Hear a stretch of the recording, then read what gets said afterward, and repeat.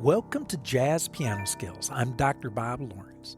It's time to discover, learn, and play jazz piano.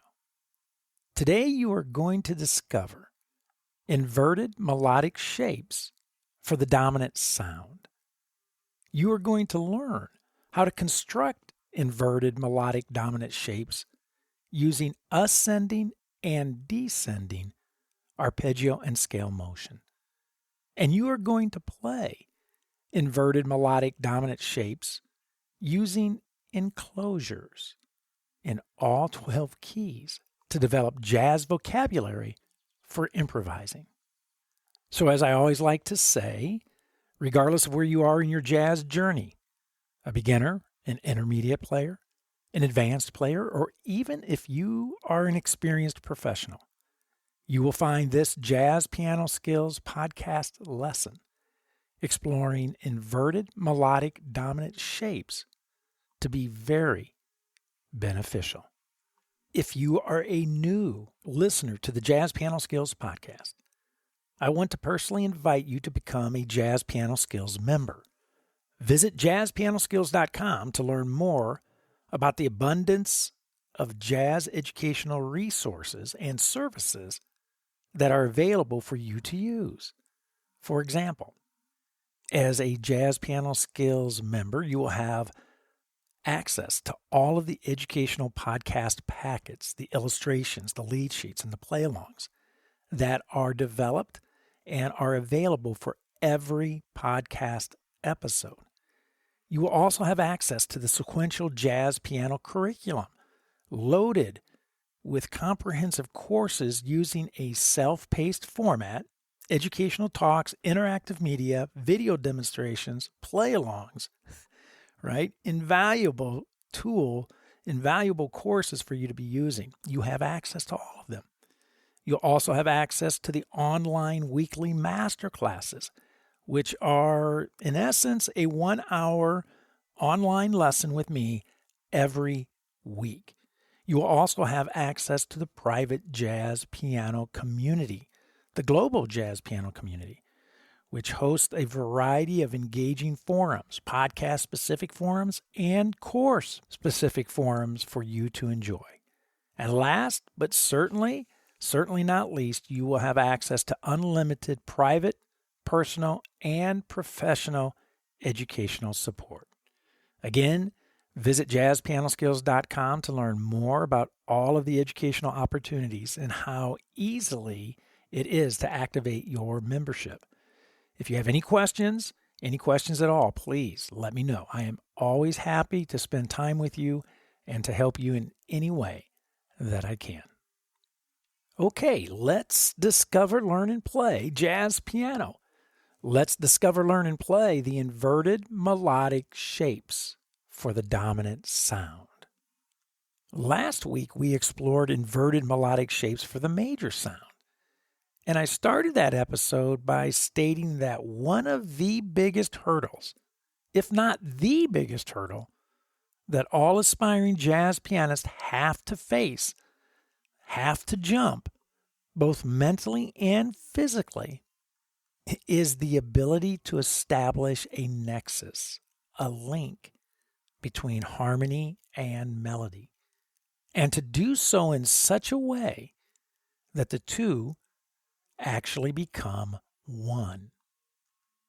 I also stressed that making this inseparable correlation between harmony and melody is a big-time skill that begins with being consciously aware of this relationship, knowing that it truly exists, whether you can or cannot actually visualize it or orally identify it.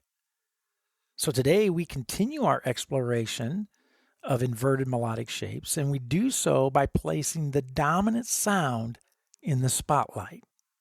Our goal today remains the same as it was last week: to discover, learn, and play harmony and melody as one. Another important fact that I pointed out last week is that all musical sounds can be played harmonically and melodically.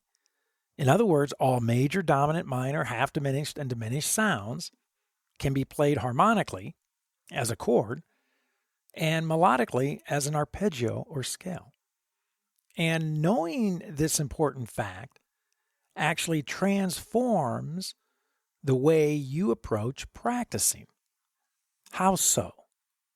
Well, instead of practicing scales and arpeggios as if they are some kind of musically autonomous technique exercise, which sadly 90+% of all students do, because that is precisely how scales and arpeggios are typically taught.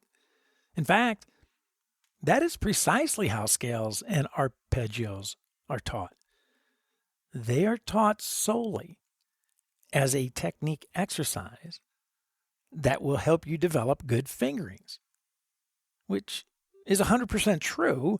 However, that justification for practicing scales and arpeggios barely, and I mean barely, scratches the surface with regards to why you should be practicing scales and arpeggios. However, on the other hand, now know that there is a nexus between harmony and melody, and that all musical sounds can be played harmonically and melodically.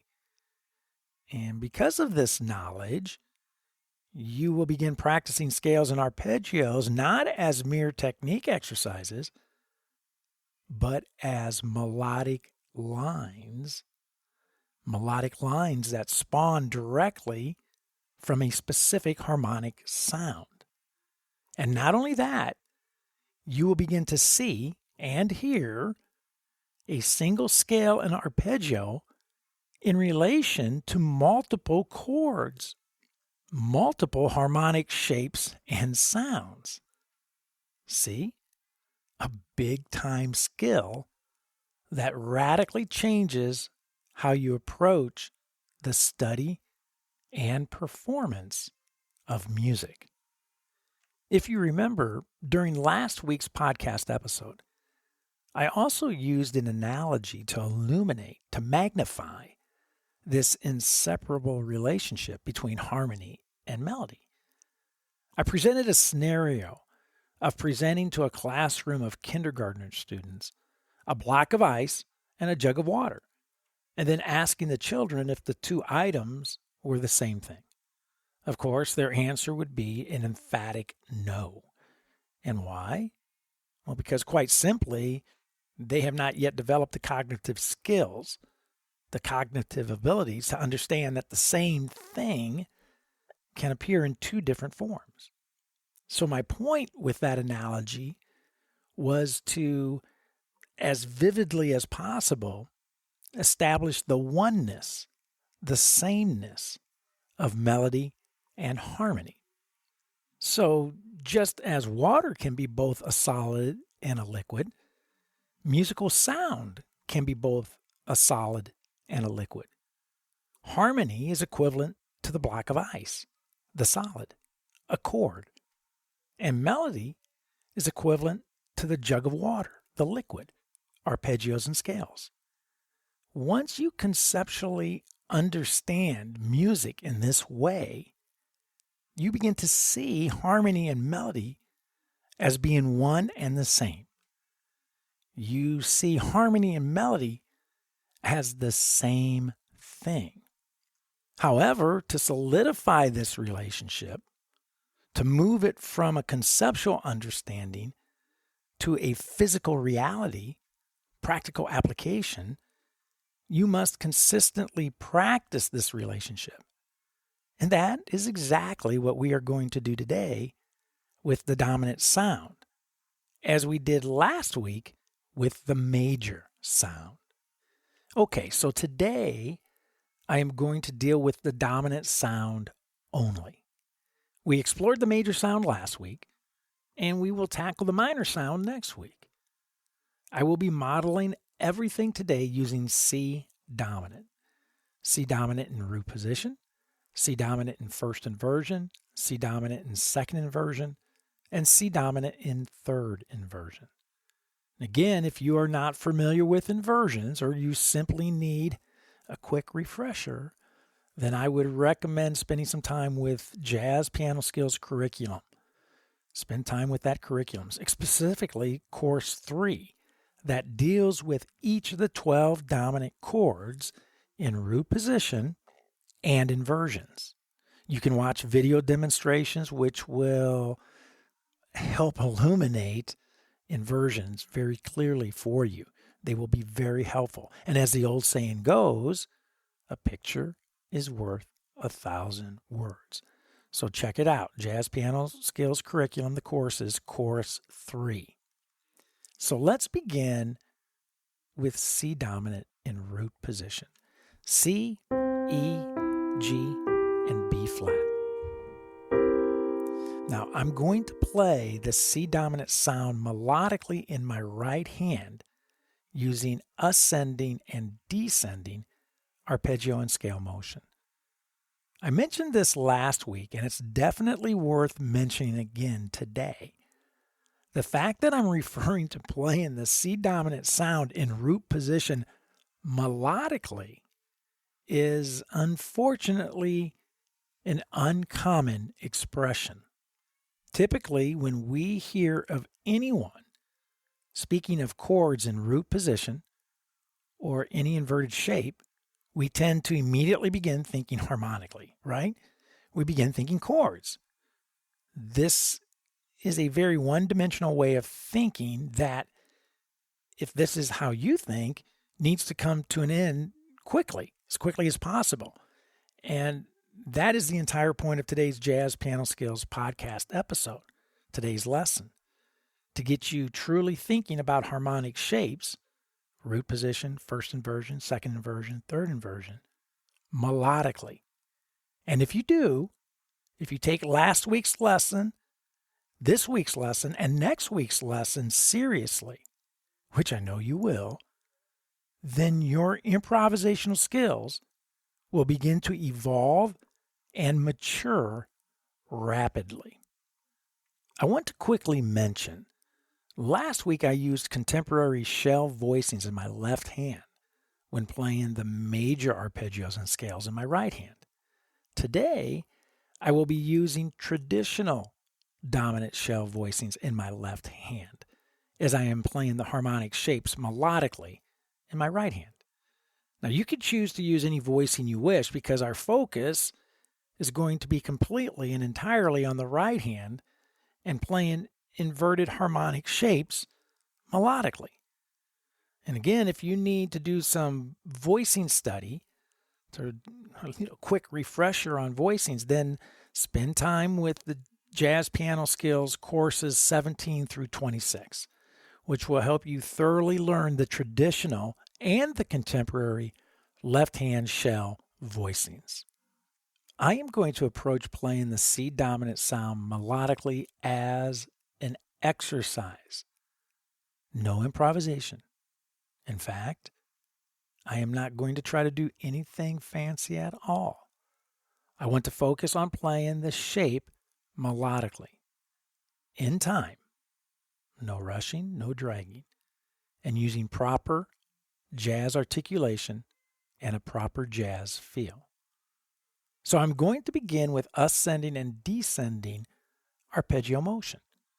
I will repeat the shape several times so I can accurately assess my consistency.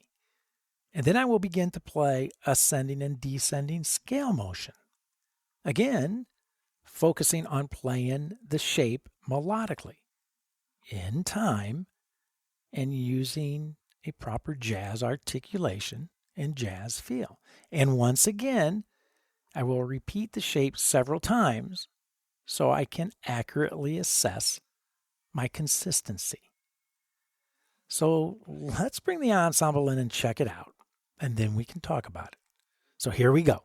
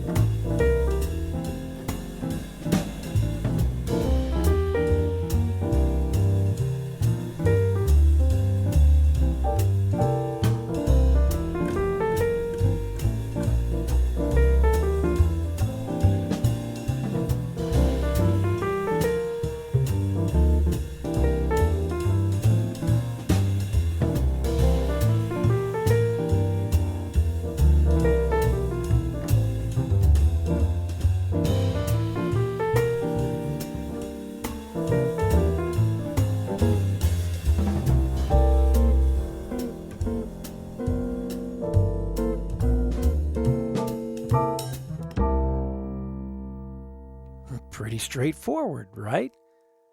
I always begin the process of practicing the shapes of a sound melodically using ascending and descending arpeggio and scale motion, from the bottom note of the shape to the top note of the shape. And I want to stress again how important it is to play the shape as an exercise. No improvisation, no doodling, no rhythmic variations. Play straight up and straight down the shape. That's it. Period. It's it's funny. The reason we want to doodle, or as my old teacher used to say, mess around, is because we want to, whether we are consciously aware of it or not, we want to disguise our inability to play something over and over and over again with consistency and with steady time and with a proper jazz feel. Now, these are big-time jazz piano skills that should not be ignored. Actually, it's quite the opposite. They need to be incorporated into every aspect of your practicing. Additionally, and this is a huge additionally, when playing harmonic shapes melodically as an exercise with no messing around, it allows me to digest the sound and the shape conceptually, orally, and physically. And all three must be actively engaged and in sync with each other in order for progress to occur. Okay, with that being said, let's move on to the next harmonic shape, C dominant in first inversion, which is going to be E, G, B flat, and C. Now, I just said that I practiced the harmonic shapes of sound melodically using ascending and descending arpeggio and scale motion from the bottom note of the harmonic shape to the top note of the harmonic shape.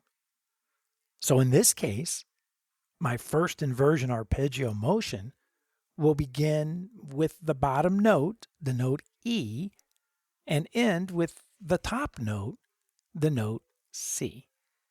And my scale motion will do the very same thing.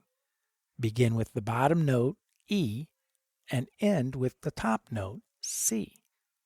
And as I did last week, I am always going to remain faithful to the harmonic shape when playing the arpeggios and scales.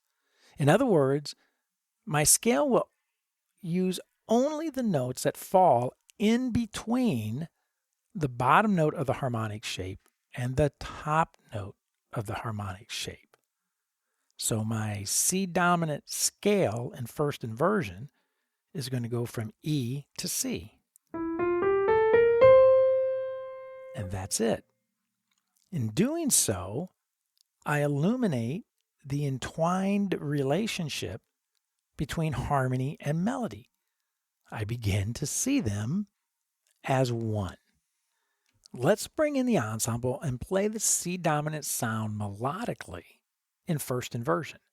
Again, as I did with the C dominant sound in root position, I am going to begin with ascending and descending arpeggio motion. I will repeat the shape several times so I can accurately assess my consistency, and then I will begin to play ascending and descending scale motion. Again, focusing on playing the shape melodically, in time, no doodling, and using a proper jazz articulation and feel. And once again, I will repeat the shape several times so I can accurately assess my consistency. So let's check it out, and then we can talk about it. Here we go.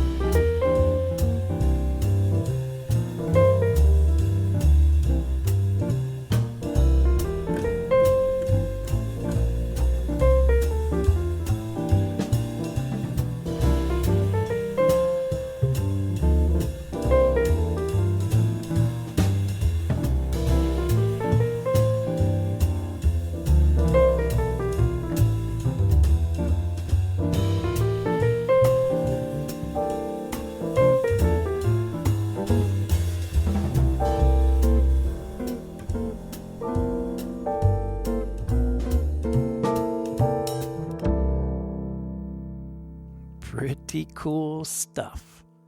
Now, keep in mind, we are dealing with 4-note sounds.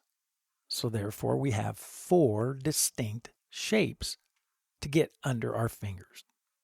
We have 4 dominant harmonic shapes: root position, first inversion, second inversion, and third inversion. I want to get a handle on each of these shapes melodically using ascending and descending arpeggio and scale motion while focusing on the harmonic shape. And as always, I want to do so while playing in time using a proper jazz articulation and feel. Oh, and have I mentioned no doodling? Absolutely no messing around? Okay, so we have looked at C dominant in root position and first inversion. So 2 melodic shapes down and 2 to go. So let's tackle C dominant in second inversion: G, B flat, C, and E. And again, as I did with the C dominant sound in root position and first inversion, I am going to begin with ascending and descending arpeggio motion. I will repeat the shape several times so I can accurately assess my consistency, and then I will begin to play ascending and descending scale motion. And again, focusing on playing the harmonic shape melodically in time while using a proper jazz articulation and jazz feel. See, you're filling in the blanks. Awesome. And once again, I will repeat the shape several times so I can accurately assess my consistency. So let's check it out, and then, as always, we can talk about it. Here we go.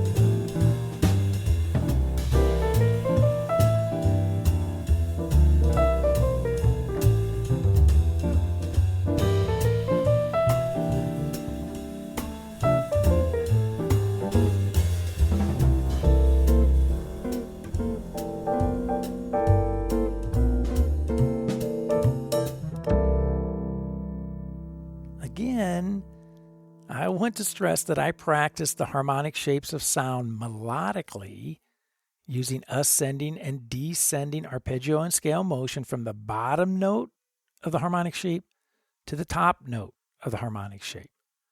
So in the case of the second inversion, which I just played, arpeggio motion started with the bottom note G and ended with the top note E. And the scale motion did the exact same thing. It began with the bottom note G and ended with the top note E. Remember, always remain faithful to the harmonic shape when playing the arpeggios and scales. Scales will only use the notes that fall in between the bottom note of the harmonic shape and the top note of the harmonic shape. And in doing so, will help illuminate for you the correlation between harmony and melody. We need to see them, harmony and melody, as one. The final harmonic shape is C dominant in third inversion. So we have B flat, C, E, and G. Different harmonic shape, same melodic approach. I begin with ascending and descending arpeggio motion, repeating the shape several times in order to accurately assess my consistency. Then I will begin to play ascending and descending scale motion, again, focusing on playing the harmonic shape melodically in time using a proper jazz articulation and a proper jazz feel. Correct. And once again, I will repeat the shape several times so I can accurately assess what? My consistency. Hey, I'm not sure if I brought this up, but I want to stress no doodling, no messing around. So let's check it out. C dominant in third inversion, B flat, C, E, and G. And then we can talk about it. Here we go.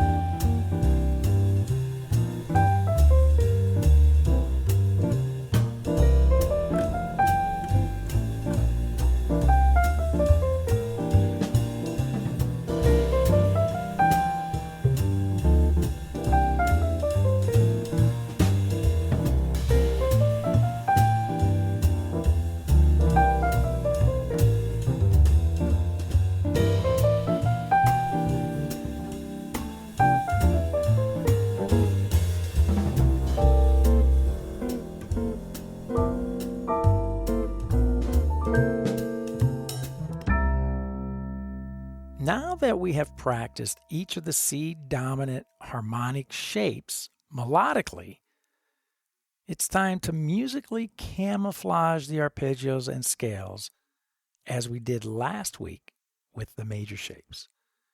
And once again, why is this important? Because of these two very important musical facts. Number one, there are only two types of melodic motion found in music, arpeggio and scale. And number two, there are only two directions a melodic line can travel, up or down. So you may be wondering, what exactly is the point? Well, the point is that in music, we are always dealing with a finite set of options, always. There are a finite number of notes, a finite number of scales, a finite number of chords, a finite number of voicings, and so on. This only makes sense considering that the tuning system that we use to make music is finite. 12 notes. That's it. 12 is actually a pretty small number. And what I'm saying is that a finite tuning system cannot produce infinite possibilities. Infinity cannot come from something that is finite. So important that you know these two musical facts, two types of motion, two directions, and allow them to govern your practicing. In other words, your practice approach should always illuminate harmony and melody as one. And it should always encompass the two types of musical motion, arpeggio and scale, and the two directions that motion can travel, ascending and descending. But the question I always get asked, when improvising, jazz musicians are not just simply going up and down arpeggios and scales, are they? Well, the answer remains the same as it was last week. In essence, that's exactly what jazz musicians do, but you would never know it. And why? Because professional jazz musicians who are proficient improvisers know how to artistically camouflage arpeggios and scales so that they do not sound like arpeggios and scales. And one way professional jazz musicians do this is with the insertion of enclosures, lower and upper neighboring tones, around specific target notes. And that's exactly what I want to do right now. Last week, with the major sound, I added an enclosure around the first note of the shape using an eighth note rhythm.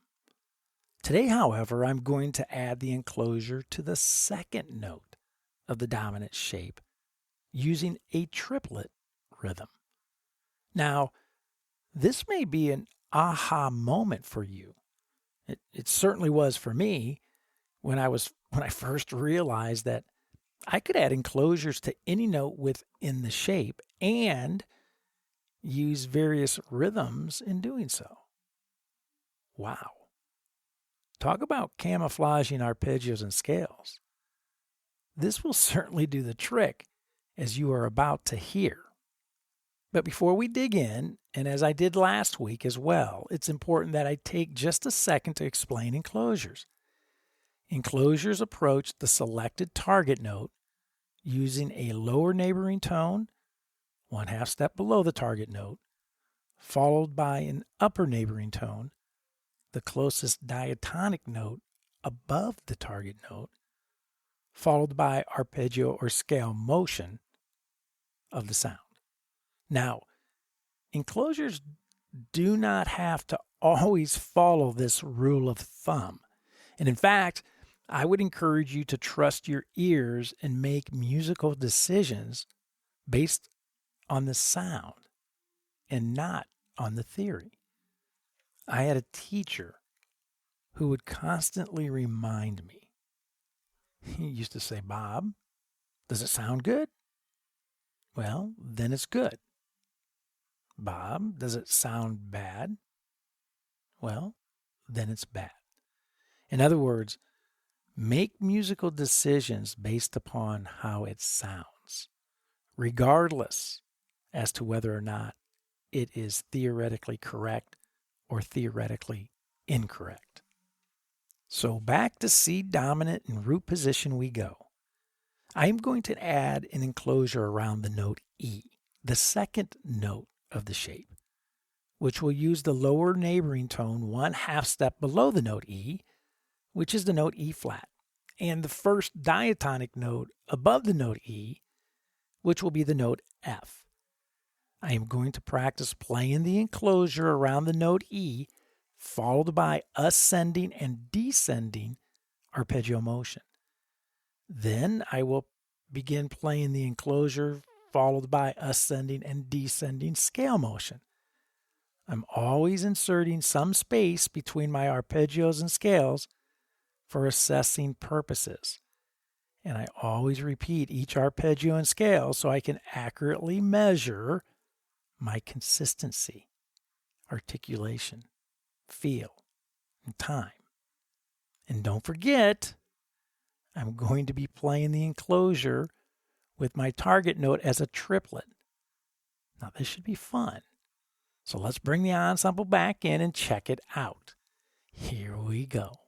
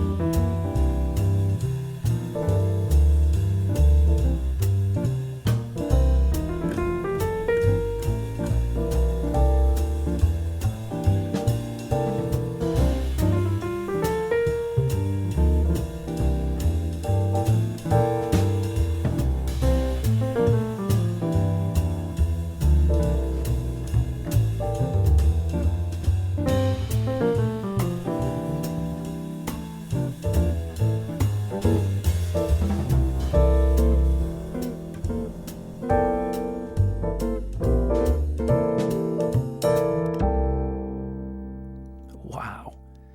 At this point, the point of adding enclosures around various notes within the shape using various rhythmic patterns, I can really begin seeing and hearing just how important it is to be able to see harmony and melody as one. In doing so, I am capable of developing some very nice and iconic jazz vocabulary for improvising. So now let's continue the fun and utilize the same formulaic process. However, this time, focusing on the dominant sound in first inversion. I'm going to add an enclosure around the note G, the second note of the shape, which will use the lower neighboring tone 1/2 step below the note G, which is the note F sharp, and the first diatonic note above the note G, which will be the note A. I'm going to practice playing the enclosure around the note G, followed by ascending and descending arpeggio motion. Then I will begin playing the enclosure, followed by ascending and descending scale motion. Again, I'm always inserting some space between my arpeggios and scales for assessing purposes. And I always repeat each arpeggio and scale so I can accurately measure, accurately assess my consistency, articulation, my feel, my time. Oh, and don't forget, I'm going to play the enclosure along with my target note as a triplet. Right? So let's check this out. Let's bring the ensemble in. Here we go.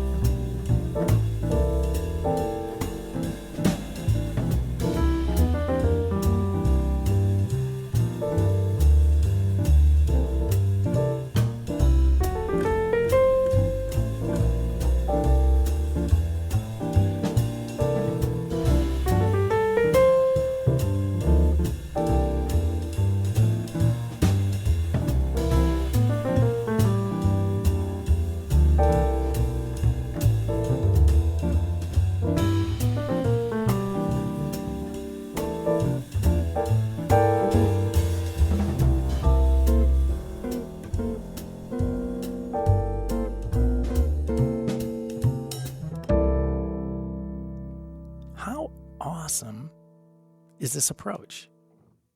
Yes, we are using a formulaic approach to creating patterns to help us develop jazz vocabulary. Remember from last week? Formulas to patterns to improvisation.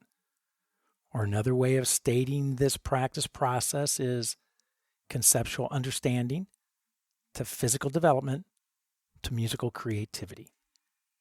If you are a regular listener to Jazz Piano Skills, you know that I never stop preaching this process. Your conceptual understanding determines your physical development and thus your musical results.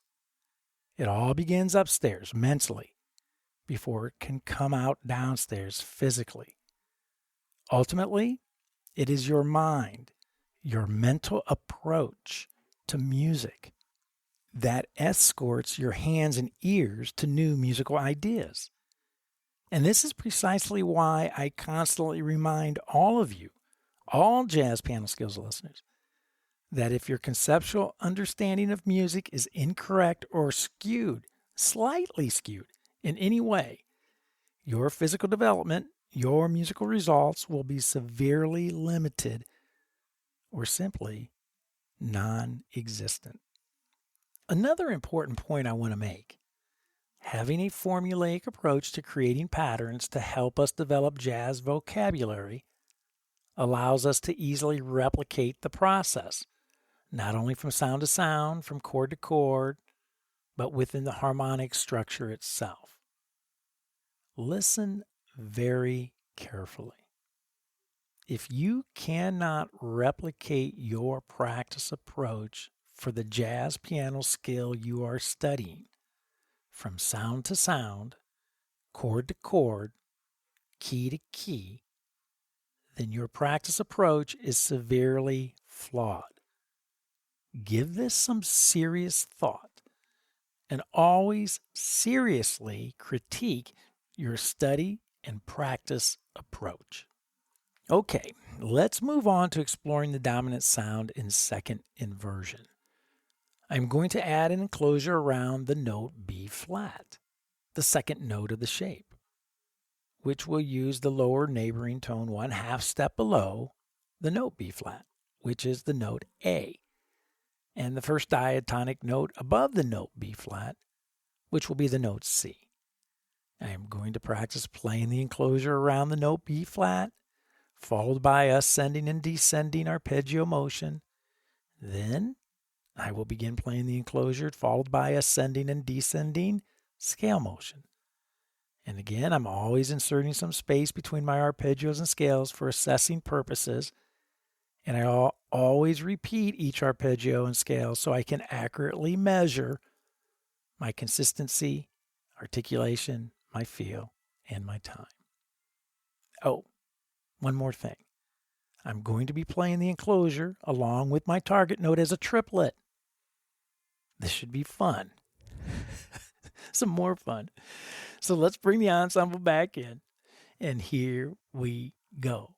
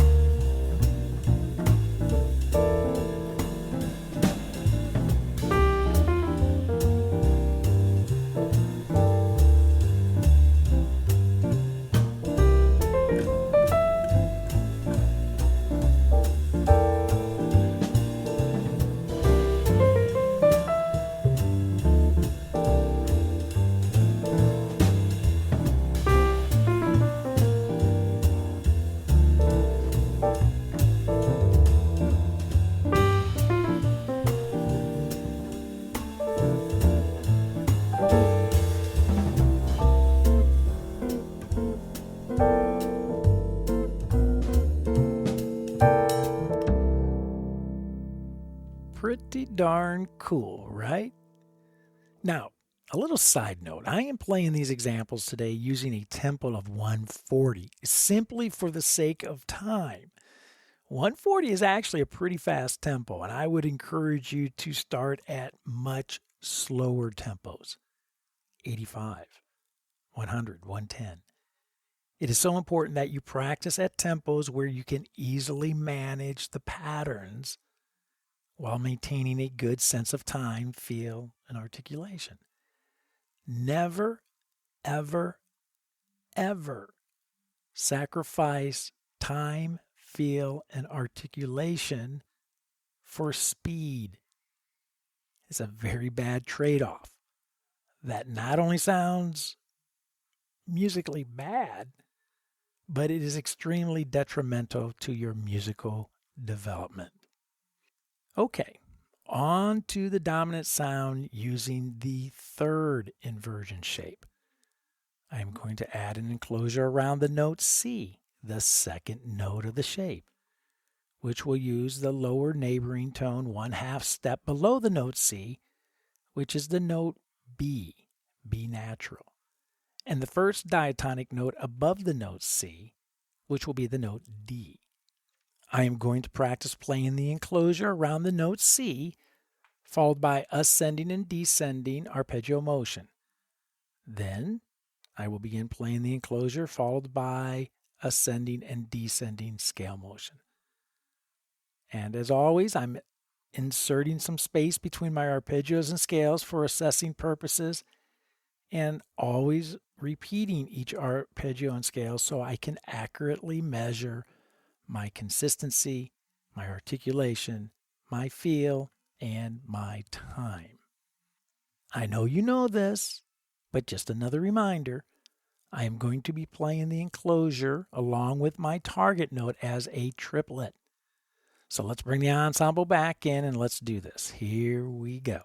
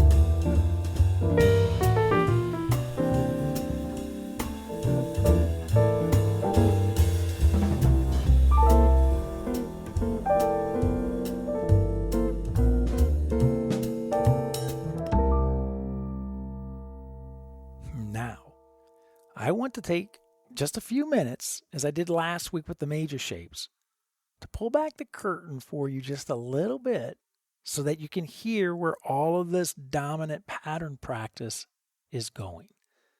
To do this, I'm going to play a 2-5-1 progression, key of F, G minor, 7 to C dominant, 7 to F major 7, so that you can hear these patterns within a musical context. I'm going to begin with arpeggio motion. When playing the 2-5-1 progression, I am going to play nothing melodic over the 2 chord and nothing melodic over the 1 chord. I am going to place my undivided attention on the 5 chord and the melodic shapes, the patterns that we just established. So here is 2-5-1 in the key of F, using camouflaged ascending and descending arpeggios applied to the harmonic shapes of the dominant sound. The root position shape, first inversion shape, second inversion shape, and third inversion shape, with triplet enclosures around the second note of the shape.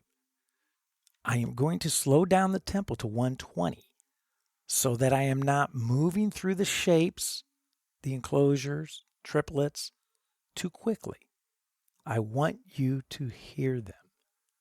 So let's bring the ensemble back in and let's check this out. Here we go.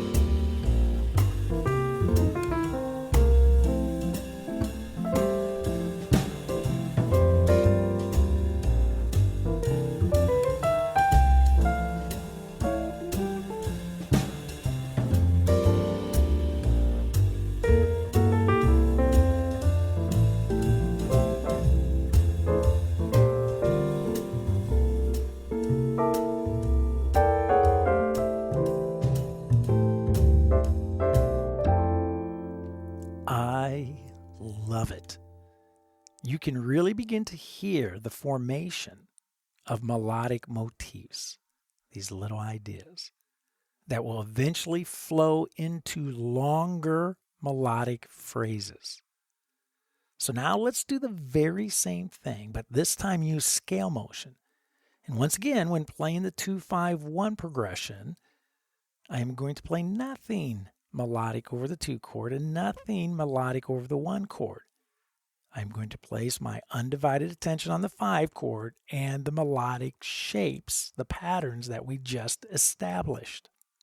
So here is 251 in the key of F major, using camouflaged ascending and descending scales applied to the harmonic shapes of the dominant sound. The root position shape, the first inversion shape, the second inversion shape, and the third inversion shape, with triplet enclosures around the second note of the shapes. And once again, I'm going to slow the tempo down to 120 so that I am not moving through the shapes, the enclosures, the triplets too quickly. I want you to hear them. So here we go. Let's check it out.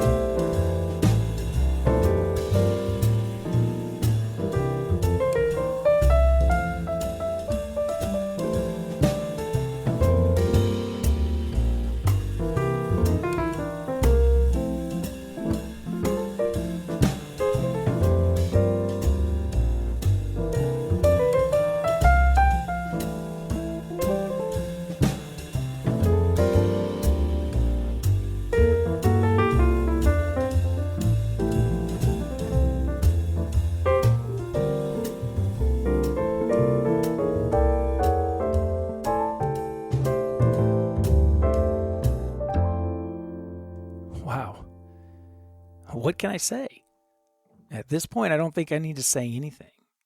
Between last week's podcast episode, last week's lesson, exploring the inverted melodic major shapes, and this week's podcast episode, this week's lesson, exploring the inverted melodic dominant shapes, you can really begin to see, you can really begin to hear and experience how jazz musicians go about practicing improvisation, how jazz musicians practice creativity.